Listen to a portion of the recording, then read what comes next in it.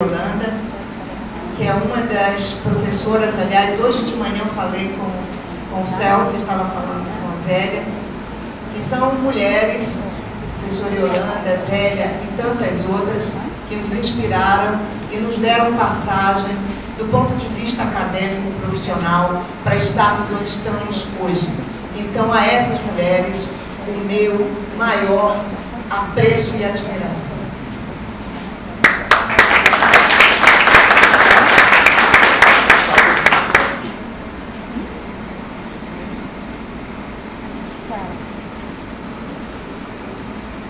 Eu trouxe aqui para vocês uma discussão que nós temos feito dentro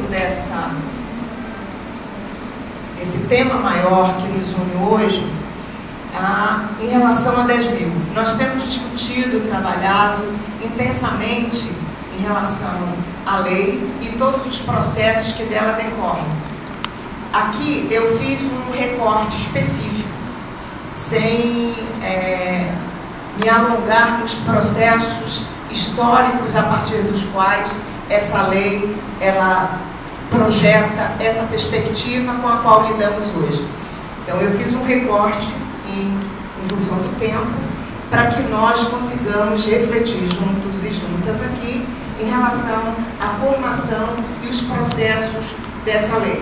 Eu tenho publicado alguns artigos em relação a ela, especialmente decorrentes da pesquisa nacional da qual fizemos parte. A região norte fez parte, eu como coordenadora, a professora Maria Lúcia fez parte dessa pesquisa nacional, e dela muitos outros desdobramentos em termos de estudos foram possíveis para que nós analisássemos do ponto de vista prático, epistemológico em relação à lei. E a partir daí, outros encaminhamentos nós realizamos no que diz respeito à formação e o que dela decorre. A partir dessas discussões, nós tivemos condições de trabalhar e projetá-la como objeto de pesquisa, não somente com alunos da graduação, de iniciação científica, mestrandos e doutorandos, para que nós consigamos pensar a lei sob várias perspectivas. Antes de adentrar a minha palestra, a essa fala, eu gostaria de cumprimentar todas e todos nesse momento, em nome da professora Zélia Amador de Deus, que está aqui, é da nossa Universidade Federal do Pará, e uma pessoa que representa uma luta histórica em relação a essa temática. Então, cumprimento todas e todos em nome da professora Zélia, que está na plateia. Eu começarei aqui com esse intuito dessa fala da professora Petronila Beatriz Gonçalves e Silva, uma pessoa que tem uma grande importância no encaminhamento legal dessa lei, na luta histórica, que e eu frisei exatamente lá em cima, há importantes avanços, embora ainda haja muito a ser feito. Portanto, uma das grandes questões a serem enfrentadas tem de se enfrentar diferentes facetas e manifestações do racismo que continuam ainda sendo projetados a partir daquilo que se fala, ainda que discutido, descortinado, do mito da democracia racial. Então, é sobre esta questão, sobre como o enfrentamento desse racismo deve ser feito do ponto de vista político, do ponto de vista epistemológico. Foram várias conquistas nesses 10 anos. Eu apenas elenquei algumas dessas conquistas. Eu não elenquei todas. Eu fiz um recorte, como eu disse para vocês, e a partir desse recorte é que eu vou encaminhar a minha fala. Então, a incorporação dessa discussão étnico-racial em vários campos do conhecimento, em vários fóruns, em vários setores da sociedade. Essa discussão hoje ela está em pauta, por uma razão ou por outra, e não importa como ela está em pauta, mas essa discussão ela foi incorporada em todos os setores sociais, especialmente no campo educacional. Isso é uma conquista. a composição da pauta escolar, menos por conta da exigência legal e muito mais pela pressão de todos os setores sociais. Essa discussão ela está em pauta na escola também, sob diversas perspectivas. Então eu considero esta pauta, a inclusão dessa pauta na escola, uma conquista que não pode ser ignorada. A valorização de signos culturais, o modo como essa construção simbólica em relação a esses símbolos tem sido projetada em diversos setores sociais. Isso altera e tem implicado efetivamente na autoestima, e isso, portanto, está ligada ao outro item que está logo abaixo. A produção acadêmica em vários setores, a Unesco, o Ministério da Educação, os mais de 40 mil títulos publicados dentro dessa perspectiva, a História Geral da África, enfim, e a formação de muitos professores, 40 mil professores a partir da educação à distância, do Ministério da Educação, em relação a essa temática. Isto eu considero um grande avanço. Isso não é pouca coisa, é muita coisa. E em relação à produção acadêmica, eu trouxe apenas um exemplo aqui em relação a algumas teses e dissertações publicadas nessa temática entre esse período de 2004 a 2013, por exemplo, no Instituto Brasileiro de Formação em Ciência e Tecnologia, 116 teses e 275 dissertações voltadas para essa temática de modo geral, educação e relações raciais, com vários objetos aqui dentro. Essa pequena amostra significa muita coisa, diferentemente do que nós observávamos há 10, a 20 anos atrás. Então, isso eu também considero um avanço. A formação docente por meio dos editais do Uniafro, de 2009 para cá, muitos professores, mais de 120 mil professores formados direta e indiretamente por meio dos editais do Uniafro. Tanto a formação direta como os impactos dessa formação nos lugares em que esses professores que estiveram vinculados a esses programas de Uniafro ressoaram na sociedade brasileira e aonde quer que eles atuavam. Então, é um avanço significativo. Uma outra fração de conquista, o desdobramento disso, é de como isso impacta, mais uma vez, não somente nessas publicações apresentadas há pouco, mas como também no GT21, que não se pode deixar de, mais uma vez, valorizar a importância dessas professoras que eu acabei de citar ainda há pouco. Professora Petronilha, professora Yolanda e tantas professoras, professora Maria Lúcia Miller, que estiveram e estão à frente desse GT21. Hoje quem está à frente é a professora Nilma Lino Gomes e o professor Paulo Vinícius. Por meio do GT21, eu tirei apenas essa especificidade da política curricular em relações raciais, e é justamente a partir deste objeto específico, políticas curriculares e relações raciais, entre 2000 e 2011, nós levantamos esses trabalhos entre esse período, e vocês veem aí, somente com esse recorte no que diz respeito à política curricular. E a partir dessa política curricular em relações raciais, que eu centrarei um pouco mais naquilo que eu trouxe para vocês aqui.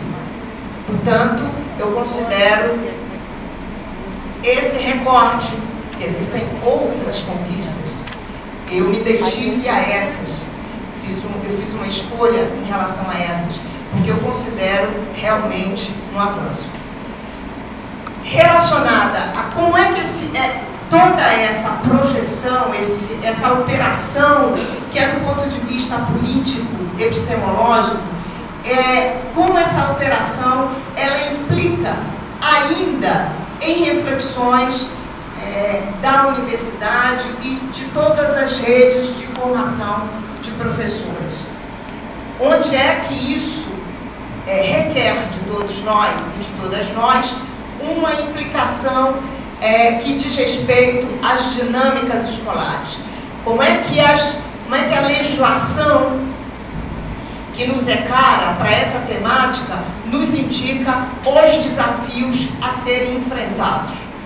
E eu trouxe aqui os objetivos dessa legislação do ponto de vista analítico, primeiro no que diz respeito ao reordenamento dos lugares sociais. Então, a legislação, ela nos faz pensar essa lógica, esse reordenamento. Ao mesmo tempo que essa legislação nos faz pensar nesse reordenamento, nós temos aí um desafio a ser enfrentado e que não pode ser minimizado ou subdimensionado a despeito dessa importância, que é a permanência da matriz eurocêntrica. Como é que esse currículo, que reiteradamente nós dizemos que ele precisa ser pensado numa perspectiva de alteração desses agentes históricos e sociais para se pensar a formação da sociedade brasileira, como é que isso continua, ainda que nós queiramos que esse objetivo seja levado adiante, porque ainda há essa permanência da matriz eurocêntrica. Se nós pensarmos, por exemplo, os cursos de formação de professores, por exemplo, se nós dermos um exemplo único, assim, do curso de licenciatura em História, por exemplo. Se nós olharmos o currículo e a estrutura curricular, portanto, desse curso, nós temos lá Brasil 1, Brasil 2, Brasil 3, Brasil 4. Nós temos lá América 1, América 2, América 2, 3, 4.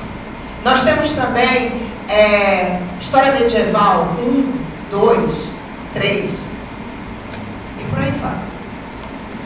Além de nós termos dentre 3.200 horas de formação efetiva, a partir dos 2.600 exigidos pela lei, às vezes nós temos 3.200 horas nesses cursos. No entanto, 3.200 horas desses cursos, uma boa parte, quase 70% dessa formação, primeira, ela é de cunho estritamente teórico. Em segundo lugar, nós temos uma disciplina de História da África e da cultura afro-brasileira. Porque antes nós queríamos que houvesse essa inserção. Era essa a nossa intenção. E eu entendo que nós temos de lutar uma coisa de cada vez. Hoje, nós já temos de pensar como é que esse desequilíbrio do ponto de vista da formação ele ocorre. Então, nós temos uma disciplina sobre História e Cultura Afro-Brasileira nos cursos de formação. Além disto, nós temos aí 80% dessa formação dentro de uma perspectiva efetivamente teórica. Não é que isso seja algum problema. O problema é o desequilíbrio de como essas pessoas, que serão futuros professores, como é que eles estabelecem a transposição didática desse conhecimento tido como científico em saber escolar. Como é que se enfrenta essa discussão efetivamente na prática, se esses problemas eles não são enfrentados na formação inicial? E aí nós temos uma grande possibilidade das reiterações dessa matriz eurocêntrica sobre a qual eu falo para vocês aqui. O trato com a diferença é o outro objetivo. E, no entanto, nós observamos a reiteração das hierarquias. A reiteração das hierarquias. Hoje, nas pesquisas que nós realizamos, ainda que nós saibamos que o discurso na escola, por exemplo, essa discussão está em pauta na escola? Ok, ela está e não se pode negar isso. Os alunos, no último artigo, por exemplo, que eu publiquei, que nós publicamos, fala sobre, o título é sobre as linhas tortas, né? O certo por linhas tortas. Porque na escola, por exemplo, os alunos hoje, eles sabem perfeitamente o que é politicamente correto. Então, eles têm um certo cuidado quando você pergunta determinadas coisas para ele. E ele está com tudo muito pronto do que ele não pode dizer. Mas, efetivamente, a reiteração dessas hierarquias, elas estão ali colocadas quando nós relacionamos relações raciais e beleza, por exemplo. Relações raciais e sucesso, por exemplo. As pessoas que eles normalmente notam, eles citam como pessoas de absoluto sucesso, como pessoas de beleza, como pessoas símbolos de elegância. Quando nós perguntamos isso para eles, aí nós observamos que o politicamente correto só existe para dar respostas para pesquisadores ou para mostrar que a escola não é racista, não existe discriminação. É nessa hora que nós observamos qual é a hierarquia. Dizer que adora Gabi Amarantos, que é uma cantora que hoje o Brasil todo já sabe quem é. Na hora que você pergunta para ele um símbolo de beleza, de elegância, a Gabi Amaranto, ela não aparece. Embora ela apareça como uma música que todo mundo gosta e etc. Mas ela não aparece como símbolo de beleza, nem símbolo de sucesso, etc. E vários autores e vários cantores do hip hop, ainda que todos cantem, colocam a música e todos dançam, todos adoram.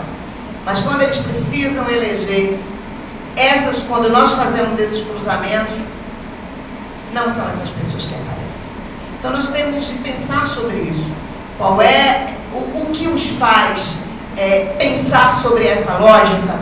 Por que essas pessoas que ainda que essa temática esteja sendo trabalhada nessas escolas e do modo como são, que é outra questão que tem que ser pensada, que é essa discussão que eu estou trazendo aqui adiante. Como é que isso não os faz pensar sobre uma outra perspectiva? Ainda que eles saibam, ainda que sejam negros que estejam falando sobre isso. E não são só alunos que não são negros, são alunos negros, alunos que não são negros.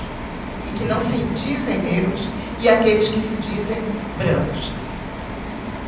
A construção da identidade e os desafios são, eu estou colocando aqui como a conformação de alegorias. Essa conformação de alegorias, porque a ideia de vamos discutir a identidade, as pessoas precisam entender o respeito à diferença e etc.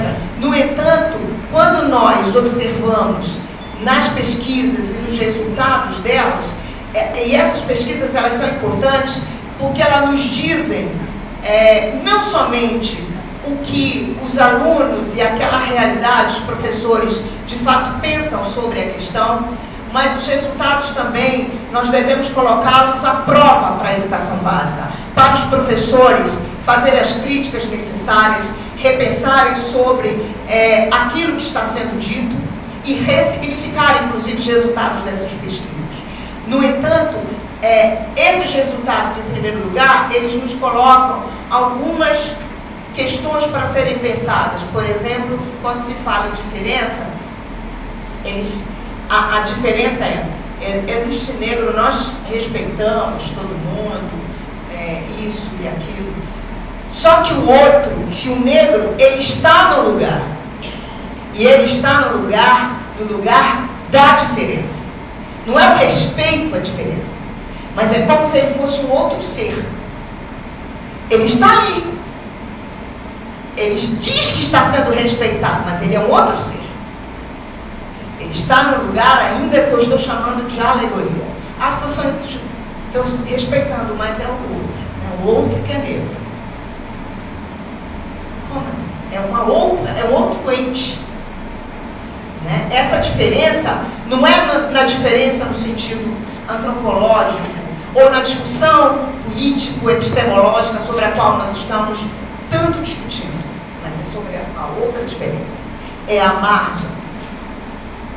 E no outro objetivo da história da África e cultura afro-brasileira, que é uma outra importância dentro desses objetivos da legislação, nós temos que discutir, e é esse enfrentamento que tem que ser feito, na minha avaliação, é de que essa discussão, ela não fique anexada ao currículo. Ela não seja um anexo ao currículo. É essa desvinculação de anexação ao currículo que precisa ser ressignificada, que precisa ser revista. Ela está lá, porque ela, obrigatoriamente, ela tem de estar. Hoje não é mais a necessidade de inclusão no currículo, mas é entender qual é a qualidade e a forma a partir da qual ela está ali. Então essa anexação, ela tem que ser ressignificada. Portanto, aqueles trabalhos, aquele levantamento sobre as pesquisas sobre as quais eu falei para vocês, algumas questões têm sido objeto das nossas preocupações. A primeira das quais são duas dimensões. A primeira é de que nós deveremos pensar, parece uma coisa, não é uma invenção da roda, mas é pensar sobre os significados e as formas a partir das quais essas duas dimensões elas têm sido discutidas, implementadas nas universidades, e como esses professores que formam outros professores e que formarão crianças e adolescentes na escola têm pensado a dimensão do currículo e das pesquisas, que é o que nós veremos no segundo slide. Então, pensar o currículo nessas duas instâncias, a instância da educação básica e da universidade, ela não pode ser só uma interface possível e uma interface necessária. Ela tem que ser uma interface que seja para além do que se diz. Ela tem de ser uma interface execuível. E não é uma coisa simples de se realizar. Este diálogo, essa interlocução da educação básica com a universidade é uma tensão muito grande. Primeiro porque a universidade, ela estabelece interlocução com a educação básica a partir de alguns setores. Não é a universidade na interlocução com a educação básica. São alguns setores da universidade que estabelecem interlocução com a educação básica. E sobre aquilo que nós estamos aqui trazendo, esta interlocução, ela tem de ser uma base estruturante da universidade. Desde a sua origem da formação. Então, como é que se formam? Como é que os cursos, eles podem ter a justificativa da sua existência a partir das demandas da educação básica. Então, os projetos pedagógicos dos cursos das universidades, eles têm de contemplar estas demandas da educação básica. E essas demandas da educação básica, elas têm de estar na justificativa do projeto. Essas demandas, elas têm de estar naquele item relacionado ao como as instituições estabelecem a relação com a comunidade e com a sociedade de modo geral. E as demandas da educação básica, elas precisam estar presentes nas atividades complementares de todos os cursos de graduação. Então, portanto, esta interlocução, ela não pode ser uma interlocução pro forma.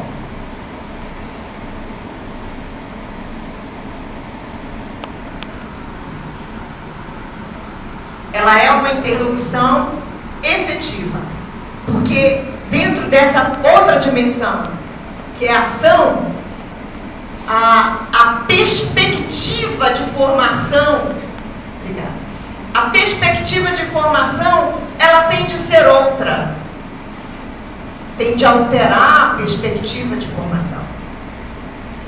E essa perspectiva de formação, ela não pode só centrar-se naquela formação inicial, mas a perspectiva de formação, ela também tem de inserir os professores que da universidade fazem parte.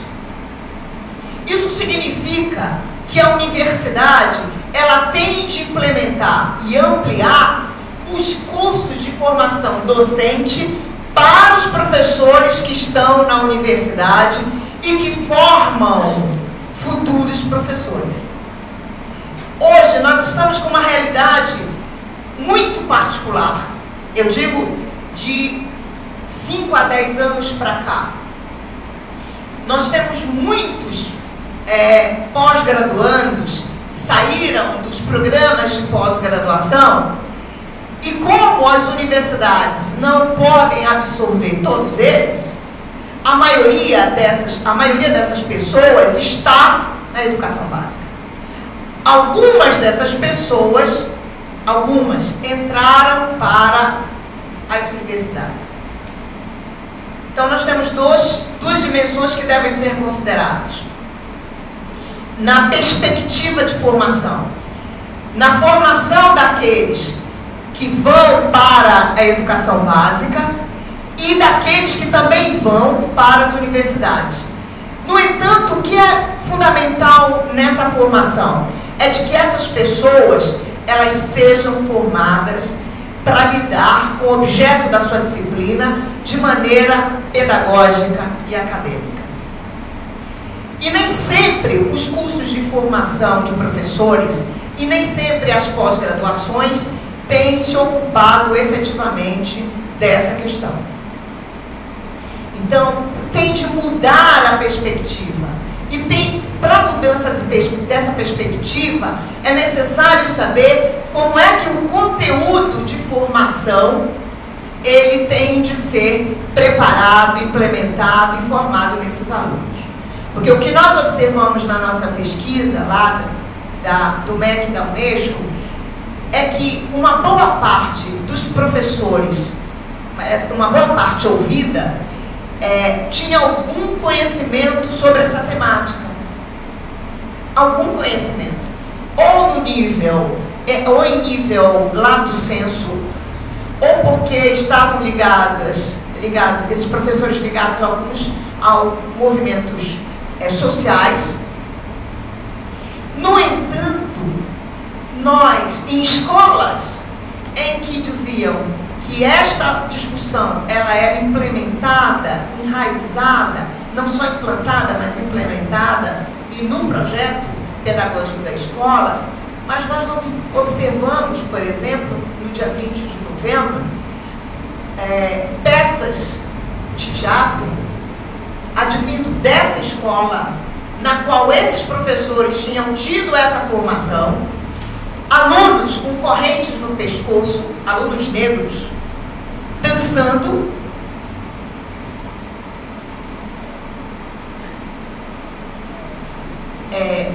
fazendo alusão a essa temática. Então, vários alunos negros com corrente no pescoço e nos pés, fazendo alusão ao 20 de novembro. E aí os pesquisadores perguntaram, mas qual é o objetivo dessa peça, dessa encenação? Ao professor dizia, eram 4 professores, um deles era de história, de letras, de arte. O professor disse assim, não, é preciso causar impacto. Veja, então, eu fiz essa digressão para mostrar para vocês que não basta a formação em si. É de que modo essa formação ela tem sido trabalhada por nós. Eu digo por nós porque eu não estou como espectadora, eu formo professores. Eu estou no momento pensando a formação de professores e penso a formação do ponto de vista epistemológico. Então, o que nós estamos fazendo que precisa ser revisto? Como é que esse conteúdo tem sido trabalhado? Que esse professor, ele diz, eu entendo, eu reconheço, eu conheço a discussão, eu sei que nós não somos racistas, a escola não é racista, a escola tem que discutir a temática. E, no entanto, as reiterações da forma como o conteúdo sobre essa temática tem sido encaminhada é uma forma que reitera estereotipias, reitera discriminações, né? Portanto, essas duas instâncias, tanto a educação básica como o ensino superior, elas têm de mudar a perspectiva, tanto para aquele que trabalha com a educação básica e, portanto, inicia lá no ensino superior. É como é que esse professor, que forma professores, ele lida com essa temática. É por isso que nós temos insistido que a ampliação de cursos para professores do ensino superior deve existir, se possível, como na Universidade Federal de Goiás, que esses professores façam formação pedagógica antes do final do estágio probatório. Essa é uma ação da Universidade Federal de Goiás e de mais 15 universidades que nós pesquisamos no Brasil. Que na de Goiás ele tem de fazer antes do estágio probatório. Na maioria das universidades isso não é obrigatório. Então, nós temos de pensar como é que essas formações para os professores do ensino superior devem ser implementadas e ampliadas. Como é que esse professor ele discute o objeto da sua disciplina? Como é que é o enfrentamento pedagógico dessa discussão? Como é que ele lida com a legislação atual que compõe os cursos de formação de professores? Isso tem que ser pensado. Tanto, aí o outro item é em relação à pesquisa. Eu falei para você nas duas dimensões. Agências de fomento, essas duas relações elas têm de estar vinculadas. Agência de fomento e a educação superior. Por que essas duas dimensões elas têm de estar vinculadas na minha compreensão? É de que os cursos de pós-graduação, especialmente aqueles que recebem professores da educação básica, esses professores, eles têm de pesquisar prioritariamente